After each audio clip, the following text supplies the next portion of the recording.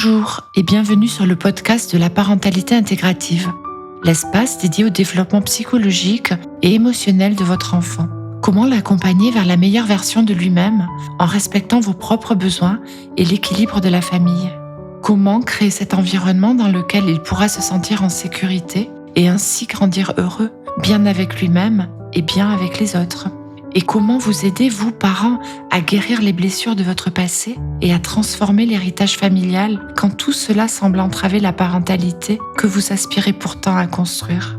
Je m'appelle Nathalie Grillet, je suis thérapeute familiale et systémique et je mets mon expérience au service de votre parentalité.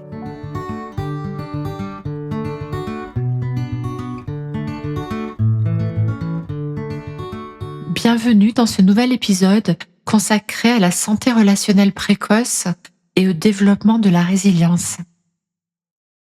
Vous voulez que votre enfant soit capable de traverser les difficultés de la vie, que quand il tombe, il puisse se relever, que quand il échoue, il puisse réessayer, que quand la vie lui donne des coups durs, il ait la force de continuer à avancer, de continuer à grandir. C'est ce que tous les parents souhaitent au fond d'eux-mêmes. Cette capacité à faire face aux défis, à rebondir après les moments difficiles, à continuer à s'épanouir même quand les choses sont dures, ça porte un nom. Ça s'appelle la résilience. Et ce qui est fascinant, c'est que la résilience, elle se construit. Elle s'apprend, elle se développe. Et elle commence à se développer très tôt, dès les premiers jours de vie de votre enfant, dans la relation que vous tissez avec lui. Pendant longtemps, on a cru que la résilience était un trait de caractère, quelque chose d'inné. On naissait résilient ou on ne l'était pas. Mais les recherches des dernières décennies ont complètement changé notre compréhension.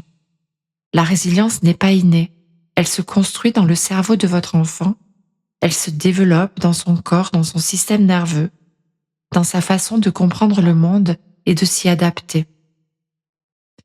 Et cette construction commence dans le lien qu'il a avec son parent, avec vous, dans vos bras, dans votre regard, dans votre présence auprès de lui.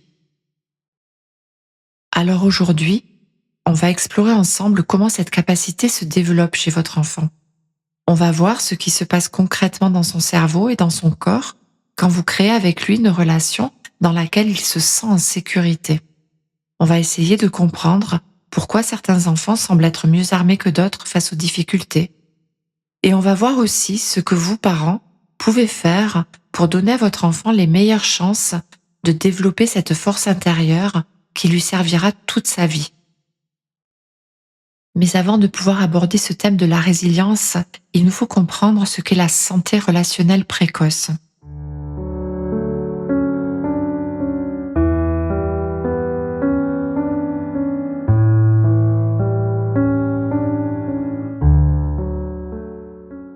La santé relationnelle précoce, c'est la qualité du lien affectif que vous construisez avec votre enfant dans ses premières années de vie. Votre enfant ne se développe pas seul selon un programme absolument déterminé. Il se construit à travers les relations qu'il expérimente dans son quotidien. Il grandit dans le regard que vous posez sur lui. Il se développe dans vos bras, qui le câlinent, qui le consolent. Il se structure grâce à votre présence à ses côtés. Nous sommes des êtres grégaires, c'est-à-dire nous sommes des êtres relationnels. Nous avons besoin de l'autre. Un bébé humain naît complètement dépendant. Il a besoin d'au moins un adulte pour le nourrir, pour le protéger, pour prendre soin de lui. Et au-delà de ses besoins physiques, il a aussi besoin de connexion, de relation, de pouvoir s'attacher pour que son cerveau se développe correctement. C'est dans les relations que le cerveau humain se construit. Quand on parle de santé relationnelle précoce, on parle vraiment de santé. La qualité de la relation que vous construisez avec votre enfant a un impact direct et mesurable sur sa santé physique, sur sa santé mentale, sur le développement de son cerveau, sur le fonctionnement de son système immunitaire et aussi sur son système de gestion du stress. Les recherches scientifiques l'ont démontré de façon claire et de façon répétée. Alors concrètement, qu'est-ce qu'une relation sécurisante, stable et bienveillante pour votre enfant? Eh bien, c'est une relation dans laquelle il se sent en sécurité physiquement mais aussi émotionnellement. Physiquement, il sait que vous prenez soin de lui, qu'il sera nourri quand il a faim, qu'il sera protégé du froid, des dangers. Émotionnellement, il sait que ses émotions seront accueillies quelles qu'elles soient, qu'il peut avoir peur, être triste, être en colère. Toutes ces émotions ne seront ni jugées ni rejetées. Cela ne veut pas dire que vous devez accepter tous ces comportements, encore une fois. Vous pouvez mettre des limites sur les comportements qui, eux, sont inacceptables. Mais les émotions, elles, méritent toutes d'être accueillies telles qu'elles sont. Une relation stable, c'est une relation sur laquelle votre enfant peut compter dans le temps. Bien sûr, vous ne pouvez pas être disponible 24 heures sur 24, mais il a juste besoin de savoir que vous reviendrez toujours. Vous êtes sa base de sécurité. La stabilité, pour lui, c'est aussi la cohérence de vos comportements. Il a besoin de pouvoir anticiper comment vous allez réagir. Il a besoin de comprendre les règles du jeu, de savoir à quoi il peut s'attendre. Une relation bienveillante, bien sûr, est une relation qui est marquée par la chaleur humaine, par l'affection, par l'attention que vous lui portez.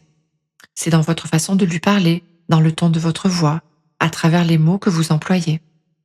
Dans une relation bienveillante, vous savez séparer son comportement de sa personne. C'est pouvoir lui dire « je t'aime toujours, mais je n'accepte pas ce que tu viens de faire ». C'est dans votre façon de le regarder, de le toucher avec affection, de l'écouter vraiment, qu'il se sent entouré de bienveillance. Et pourquoi cette relation est-elle si importante?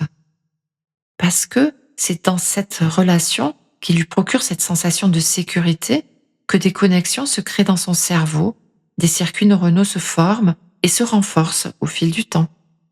Son système de gestion du stress apprend à fonctionner dans cette relation. Quand votre bébé pleure et que vous venez le réconforter, son système de stress qui s'était activé se calme. Il se calme quand vous le prenez dans vos bras. Ce cycle d'activation et de retour au calme, répété des centaines, voire des milliers de fois, apprend à son système de régulation du stress à bien fonctionner de façon équilibrée. Les recherches montrent quelque chose de remarquable que l'on appelle la synchronie biocomportementale. Quand vous êtes en contact étroit avec votre bébé, quand vous échangez des regards, des sourires, quand vous répondez à ses gazouillis, vos cerveaux se synchronisent. Vos rythmes cardiaques se synchronisent. Vos taux d'hormones augmentent en parallèle.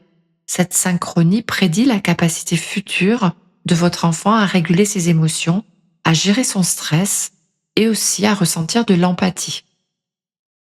Ces moments qui peuvent vous sembler anodins, ces sourires échangés le matin au réveil, ce moment où vous répondez aux appels à la connexion qu'il vous fait par ses gazouillis, par l'excitation qu'il vous montre quand vous vous connectez à lui, ce petit câlin avant le dodo, ce sont tous ces moments qui construisent les bases des compétences qui lui serviront tout au long de sa vie.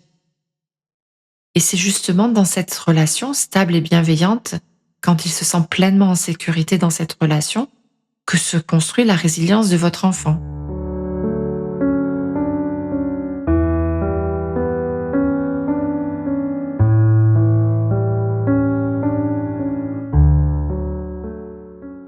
La résilience, c'est cette capacité à faire face à l'adversité de manière saine et adaptive. C'est la capacité à rebondir après les difficultés, à traverser les moments durs sans se briser. C'est pouvoir vivre des expériences difficiles en continuant à avancer, à grandir, à s'épanouir malgré tout. La résilience n'est pas un trait de caractère qui serait fixe. C'est un ensemble de capacités, plutôt de compétences, de ressources qui se construisent, qui s'apprennent et qui se développent dans le temps. Et elles se développent justement principalement dans le contexte de ce type de relations dont nous venons de parler, des relations qui sont pour votre enfant sécurisantes et bienveillantes. C'est donc dans vos bras, dans votre capacité à être présent à lui, dans cette relation que vous construisez avec votre enfant, que sa résilience peut prendre racine. Pour ce faire, votre enfant va faire un apprentissage fondamental. Les difficultés peuvent être surmontées. Alors prenons un exemple. Votre enfant de 2 ans commence à aller à la crèche. La plupart des structures proposent une semaine d'intégration pour que l'enfant progressivement puisse s'adapter à ce nouveau lieu de vie. Le lundi, vous allez rester avec lui 1 heure ou 2. Il va explorer les lieux en sachant que vous êtes là, disponible. Son cerveau va enregistrer cet endroit est nouveau, mais il n'est pas dangereux puisque papa ou maman sont là. Puis vous rentrez à la maison. Le mardi, vous allez vous absenter une vingtaine de minutes, par exemple. Je vais faire une course et je reviens vite. Et puis vous revenez, comme promis. Il a peut-être un peu pleuré, mais il apprend quelque chose de fondamental. Les séparations sont temporaires. C'est une première petite victoire qui pose une brique essentielle. Le mercredi, vous allez le laisser jusqu'au déjeuner. C'est un peu plus long, c'est plus difficile. Et quand il manifestera de la détresse, l'éducatrice le prendra certainement dans ses bras. Elle nommera son émotion, tu es triste, tu voudrais que maman revienne. Elle le réconforte et puis elle va l'aider doucement à rejoindre une activité avec les autres enfants. Il vit un moment pénible, mais la dose est gérable, avec un adulte qui est bienveillant à ses côtés. Et puis le jeudi et le vendredi, la durée de sa présence à la crèche va s'allonger progressivement jusqu'à ce qu'il puisse y rester une journée complète. Et c'est ainsi que se bâtit sa résilience. Pas en évitant toute difficulté, pas en le laissant toute une journée dès le premier jour, mais en l'accompagnant sur une semaine par exemple. Des fois ce sont 2 semaines. Ça dépend de l'endroit où vous amenez votre enfant. Vous allez doser les défis jour après jour, en restant présent à ses côtés, puis en vous absentant par palier et en créant pour lui des expériences répétées de j'ai eu peur, j'ai été soutenu et je m'en suis bien sorti. Au niveau neurologique, chaque petite victoire de cette semaine renforce les connexions entre son amygdale, qui ressent la peur, l'hippocampe, qui mémorise hier ça s'est bien passé, et le cortex préfrontal, qui apprend à gérer ses émotions. En une semaine intensive d'expériences répétées, ces circuits neuronaux commencent à se façonner, posant les fondations de sa capacité future à affronter le stress de la crèche. Ce n'est pas un seul événement dans sa vie qui va construire la résilience, c'est la répétition. Votre enfant tombe, il se fait mal, et vous le consolez. Il a peur du noir, vous le rassurez. Il est frustré, vous l'aidez à gérer sa frustration. Toutes ces expériences construisent progressivement les fondations de sa résilience. Vous l'aidez à se faire sa boîte à outils émotionnelle, c'est-à-dire cet ensemble de stratégies qu'il pourra utiliser face aux différents défis qu'il rencontrera. La capacité à réguler ses émotions est au cœur de la résilience. Votre tout petit n'est pas né avec cette compétence. Son cerveau, pour bien des points, est immature à la naissance. Les régions cérébrales qui deviendront responsables, on va dire, de la régulation émotionnelle, ne seront complètement développées qu'à l'âge adulte. Mais les fondations, elles se mettent en place dès la conception de votre enfant. Quand votre bébé de 6 mois, par exemple, vit une émotion intense, cela est pour lui peut-être comme un tsunami qui le submerge. Il n'a aucun moyen de gérer cette émotion par lui-même. Vous intervenez instinctivement si tout se passe bien. Vous le prenez dans vos bras, vous le bercez, vous lui parlez d'une voix calme. Progressivement, il va se calmer. En fait, vous avez mis votre propre système de régulation à sa disposition. Vous lui avez en sorte prêté votre système de régulation émotionnelle. Les scientifiques appellent cela la corégulation. Votre bébé ne pouvait pas se calmer tout seul, alors c'est vous qui l'avez aidé. Je vous ai déjà proposé un épisode sur la corégulation. Si cela vous intéresse, vous pouvez retourner aller l'écouter. À mesure que votre enfant grandit, vous continuez à l'aider à réguler ses émotions, mais de façon adaptée à son âge. Avec votre enfant de 2 ans en crise, vous restez calme. Vous mettez des mots sur ce qu'il ressent. Oh, tu es vraiment en colère. Vous validez son émotion tout en maintenant la limite. Avec votre enfant de 5 ans qui pleure parce qu'un camarade ne veut pas jouer avec lui, vous allez avoir une autre approche. Vous allez d'abord l'écouter pour qu'il puisse nommer ce qu'il ressent, ce qu'il s'est passé. Et ensuite, vous allez l'aider à mettre les choses en perspective pour trouver des solutions et pour trouver des réponses à pourquoi peut-être son camarade n'a plus voulu jouer avec lui. Dans tous ces moments, vous validez les émotions de votre enfant. Vous lui apprenez à les nommer. Vous lui montrez qu'on peut rester calme, même face aux émotions intenses. Vous lui enseignez des stratégies. Par la corégulation répétée, les circuits neuronaux qui facilitent cette régulation émotionnelle se renforcent et graduellement, il intériorise les stratégies que vous lui montrez et il devient capable de s'apaiser par lui-même au fil des années. Cette capacité à réguler ses émotions est centrale pour le développement de la résilience. Un enfant qui sait reconnaître ses émotions, qui sait les nommer, les vivre sans en être submergé, qui sait les gérer de façon constructive, c'est un enfant qui pourra faire face aux défis de la vie. Vous êtes sa base de sécurité, et plus il se sent en sécurité, plus il va oser aller explorer et prendre des risques. Par exemple, si vous observez votre tout petit de 18 mois dans un parc, il joue dans le sable, il explore, et de temps en temps, il lève la tête et il vous regarde. Il vous cherche même du regard. Alors vos regards se croisent, vous lui souriez, il vous sourit en retour, et il repart jouer. Il est rassuré, votre regard l'a rassuré. Et puis, il s'éloigne un peu pour aller voir un autre enfant, mais après quelques instants, il va revenir vers vous. Il vient se blottir contre vous un moment. Et quand ça suffit pour lui, eh bien, il repart, il va explorer. Il retourne vers ses petits camarades, par exemple. C'est ça, être une base de sécurité. Vous êtes comme un port d'attache vers lequel il peut toujours revenir. Et c'est parce qu'il sait qu'il peut revenir vers vous qu'il ose partir explorer le monde. C'est parce qu'il sait que vous serez là pour le réconforter s'il en a besoin qu'il ose prendre des risques, qu'il ose essayer de nouvelles choses et ainsi développer son autonomie. La résilience, c'est savoir qu'on peut tomber et qu'on peut se relever. Les enfants qui ont un attachement sécure avec leurs parents sont plus curieux, plus confiants, plus ouverts à l'apprentissage. Ils explorent peut-être un peu plus que les autres, ils sont plus persistants face aux difficultés. Ils ont peut-être moins peur de l'échec parce qu'ils savent qu'ils ont ce filet de sécurité. La base qui facilite la sensation de sécurité chez votre enfant lui permet aussi de développer ce que l'on appelle un locus de contrôle interne. C'est la croyance qu'on a un certain pouvoir sur sa vie. Quand votre bébé pleure et que vous venez, il apprend que ses actions ont un effet. Il a pleuré, vous êtes arrivé. Quand votre enfant demande de l'aide et que vous l'aidez, il apprend qu'il peut obtenir du soutien. Il peut demander et il obtient du soutien. Toutes ces expériences construisent sa croyance qu'il a de l'influence sur ce que la vie lui propose. Cette croyance est indispensable au développement de la résilience. Votre enfant apprend aussi la résilience en vous observant. Il voit comment vous réagissez quand vous êtes stressé, quand vous avez eu une journée difficile, quand quelque chose ne va pas comme prévu. Dans ces moments, vous lui enseignez des leçons sur la façon de gérer le stress. Il est très sain que votre enfant vous voie vivre des émotions difficiles parce qu'elles font partie de la vie. Ce qui compte, c'est qu'il vous voit aussi les gérer, qu'il vous voit utiliser des stratégies pour y faire face. Si par exemple, il vous voit pratiquer des techniques de respiration, alors il va apprendre que la respiration peut aider à se calmer. Peut-être que vous allez faire une marche quand vous êtes frustré et votre enfant apprend alors que le mouvement aide à gérer les émotions. Peut-être que vous appelez une amie pour lui parler.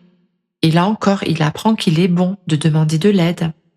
Les enfants de parents qui utilisent ces stratégies d'adaptation saines sont plus susceptibles d'adopter eux-mêmes ces stratégies. Ils vous observent aussi dans vos relations avec les autres. Comment vous résolvez les conflits? Comment vous vous excusez? Comment vous demandez de l'aide? Et ils vous observent aussi dans vos échecs. Si vous vous traitez avec compassion, si vous réessayez avec une stratégie différente, si vous voyez l'échec comme une opportunité d'apprentissage, alors votre enfant apprendra cela aussi. Votre enfant a besoin d'un modèle humain authentique qui fait des erreurs, mais qui sait les réparer, qui vit des émotions difficiles, mais qui les gère du mieux possible. Alors parlons, si vous voulez bien, de réparation. Qui dans notre société peut prétendre être ce parent qui sait toujours garder son calme? Il y aura bien sûr des moments où vous vous énerverez un peu trop, où vous pourrez dire quelque chose peut-être d'un peu blessant. Bien entendu, aujourd'hui, nous savons que l'enfant a besoin d'un parent capable de bienveillance, mais ce qui compte, c'est aussi ce que vous faites après l'erreur. Bien sûr, la violence ne doit pas faire partie du quotidien de l'enfant. C'est tellement néfaste à sa construction psychique et émotionnelle. Mais quand vous débordez par les mots des fois, ou par votre mauvaise humeur, votre enfant a besoin très vite de retrouver ce lien avec vous. La rupture de lien, c'est ce qui est terrible pour lui, car d'un côté, il est blessé de vos paroles peut-être, mais en plus, il n'a plus personne dans l'instant qui pourrait l'aider à gérer le stress que cela a produit en lui. alors c'est une double peine pour lui. Et donc, il s'agit d'apporter réparation. Imaginez, vous avez eu une journée assez difficile, vous rentrez à la maison, vous êtes vidé, fatigué, et votre enfant de 4 ans renverse son verre de lait. Ce n'était pas intentionnel, mais vous, vous explosez, vous criez ben, tu pourrais faire attention quand même, j'en ai marre. Et votre enfant se met à pleurer. Et puis, très vite, vous vous rendez compte que vous avez dépassé la limite. Alors, vous prenez une grande respiration, vous vous asseyez à côté de lui, et puis vous réparez. Vous lui dites, je suis désolée, je n'aurais pas dû crier comme ça. Et ce n'était pas ta faute. C'est moi, j'ai eu une journée difficile, et ce n'est pas une excuse. Je t'aime beaucoup. Et vous le prenez dans vos bras, et puis vous nettoyez le lait tous les deux ensemble. Dans ce moment-là, vous lui enseignez plusieurs leçons fondamentales. Les erreurs peuvent être réparées. Les relations peuvent survivre au conflit. On est responsable de ses propres émotions. Reconnaître ses torts, c'est une force. Les recherches scientifiques nous montrent que ces moments de réparation sont des opportunités d'apprentissage particulièrement riches. Ce n'est pas tant l'absence de conflit qui crée un attachement sécure, mais c'est plutôt la capacité à réparer ces ruptures de lien. Cette capacité à réparer, à pardonner, à continuer malgré les conflits, c'est une compétence essentielle pour la résilience. Bien entendu, il est bon que ces moments soient le moins nombreux possible, et je vous promets une série d'épisodes dédiés à l'acquisition de la régulation pour le parent. Un premier épisode est déjà sorti d'ailleurs. Donc nous sommes d'accord, tous les enfants vivent du stress. Le premier jour à la garderie, c'est stressant. Se faire vacciner chez le docteur, c'est stressant. Mais ce stress est plutôt normal. Il fait partie des choses du quotidien. Quand il est accompagné par votre soutien, il se transforme en une expérience positive pour votre enfant. Il l'aide à bâtir de la résilience. Il existe aussi une autre forme de stress qui lui est moins tolérable et beaucoup plus dur à gérer. Un décès, un divorce, une catastrophe naturelle. Tous ces événements-là activent fortement le système de stress et cela de façon très intense. Mais si l'enfant, encore une fois, peut compter sur un ou plusieurs adultes bienveillants qui sont là pour lui, qui l'aident à gérer ce stress justement, alors en fin de compte, ça deviendra aussi tolérable pour l'enfant. Et il ne sera pas complètement submergé ou en fait pas trop longtemps. Il n'en gardera pas de séquelles. Et à côté de ça, il existe aussi le stress toxique. Celui-là est un stress intense, fréquent et prolongé, qui n'est pas filtré par une relation protectrice. Ce type de stress peut avoir des effets très négatifs sur le développement du cerveau, sur le système de gestion du stress, sur le système immunitaire de l'enfant. Le corps de l'enfant produit alors constamment du cortisol et de l'adrénaline. Son système nerveux est en état d'alerte en permanence. Le cerveau s'habitue à analyser constamment l'environnement pour détecter tous les dangers. Mais là aussi, il y a quand même une bonne nouvelle. Une présence bienveillante agit comme un bouclier protecteur. Les recherches le montrent clairement. Un enfant qui vit des expériences difficiles, mais qui peut compter sur au moins un adulte qui le sécurise, un adulte stable, bienveillant, eh bien cet enfant est protégé contre les effets toxiques du stress. Votre présence calme littéralement le système de stress de votre enfant. Quand il est stressé et que vous le réconfortez, son taux de cortisol diminue, son rythme cardiaque ralentit, vous régulez son système nerveux, vous donnez aussi du sens à son expérience, vous l'aidez à comprendre ce qu'il se passe, à mettre des mots sur ce qu'il vit et vous lui montrez qu'il n'est pas seul face à son inconfort intérieur qui des fois peut être très grand. Encore une fois, les études le montrent, même si votre enfant est amené à vivre des périodes de stress toxiques, comme par exemple un séjour à l'hôpital avec des opérations, tout n'est pas figé. Lorsque vous changez vos pratiques parentales, lorsque vous devenez plus présent et bienveillant, le système hormonal qui gère le stress chez votre enfant peut se réguler à nouveau. Concrètement, cela signifie que votre présence, quand elle devient à nouveau rassurante, peut littéralement modifier la façon dont son organisme réagit au stress. Son corps apprend alors progressivement à produire moins de cortisol face aux difficultés. Son système nerveux apprend à se recalibrer. Les connexions neuronales se remodèlent. Et ça, c'est vraiment une bonne nouvelle, car vous avez un réel pouvoir de réparation. Votre bienveillance constante ne change pas seulement l'humeur de votre enfant ou votre relation avec lui. Elle transforme son fonctionnement biologique. Elle répare petit à petit ce qui a pu être abîmé. Vous n'êtes pas juste un parent qui console, vous êtes un régulateur vivant du système nerveux de votre enfant. Et cette régulation, répétée jour après jour, laisse une empreinte durable dans son cerveau et dans son corps. Alors, la résilience ne se construit pas seulement dans les moments difficiles d'ailleurs. Elle se construit aussi dans les moments de joie, de connexion, de sécurité. Les recherches récentes parlent des expériences positives de l'enfance. Ces expériences ne sont pas juste agréables dans l'instant, elles construisent activement la résilience.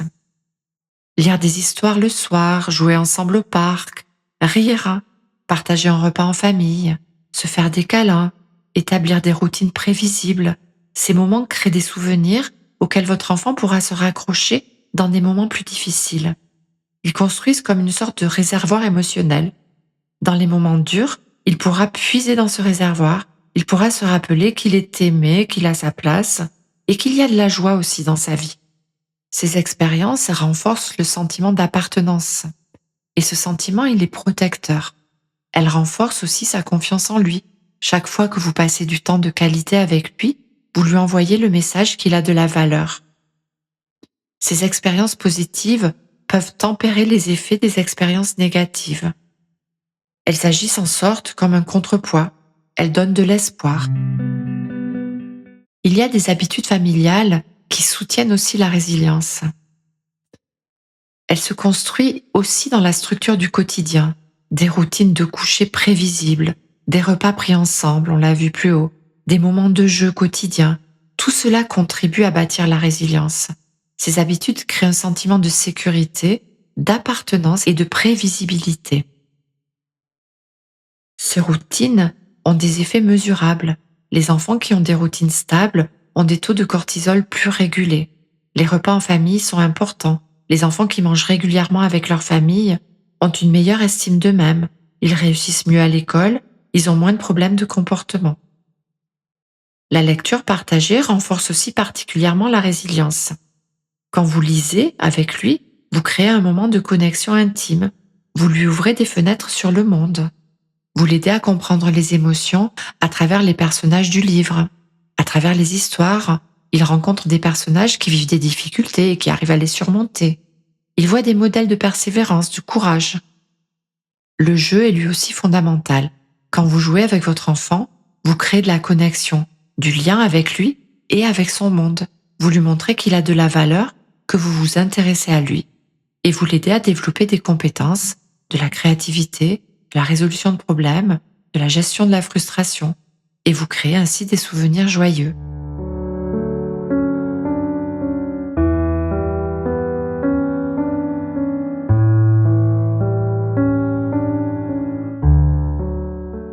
Alors, on a exploré aujourd'hui comment la santé relationnelle précoce, cette qualité du lien que vous avez avec lui, est la base essentielle sur laquelle il peut développer sa résilience. Dans ces milliers de petits moments où vous êtes là, où vous répondez à ses besoins, où vous le réconfortez, vous ne faites pas que le consoler. Votre présence lui met à disposition tout ce dont il a besoin pour bien grandir. Les circuits neuronaux qui lui permettront de gérer le stress se façonnent dans ces moments de partage. Vous lui apprenez à réguler ses émotions. Vous créez cette base sécure qui lui permet d'avoir le courage d'oser et d'explorer. La santé relationnelle précoce, c'est la fondation sur laquelle tout le reste se construit. C'est dans cette relation stable et bienveillante qu'il développe sa force intérieure, cette capacité à traverser les tempêtes sans se briser. Et voici le message essentiel. Vous avez juste besoin d'être suffisamment présent, suffisamment à l'écoute. Vous avez le droit de vous tromper, de réparer et de recommencer.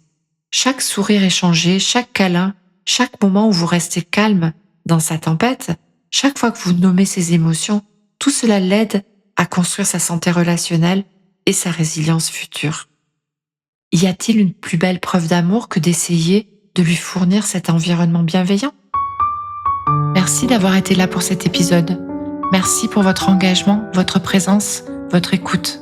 Et merci d'avoir rejoint la communauté de la parentalité intégrative le temps de ce podcast. Une communauté de parents en chemin, sensibles au lien, à la croissance intérieure, au respect de l'enfant, dans la richesse et la sensibilité de son être. Avant de nous quitter, je vous laisse avec ces quelques mots, comme une invitation à explorer un autre chemin. Le parent intégratif ne façonne pas l'enfant. Il s'emploie à protéger le lien dans lequel sa lumière peut rayonner librement. À bientôt!